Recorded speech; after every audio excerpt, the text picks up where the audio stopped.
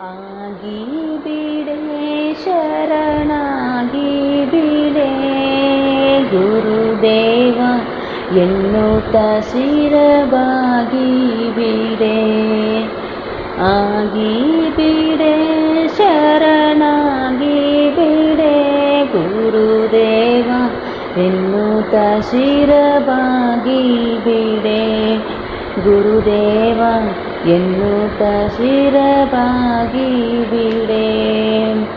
ಗುರುವು ಎಂದರೆ ಪರಬ್ರಹ್ಮ ಕಣೆ, ಆತನಿಲ್ಲದ ಬಾಳು ಶೂನ್ಯ ಕಣೆ. ಗುರುವು ಎಂದರೆ ಪರಬ್ರಹ್ಮ ಕಣೆ, ಆತನಿಲ್ಲದ ಬಾಳು ವ್ಯರ್ಥ ಕಣೆ.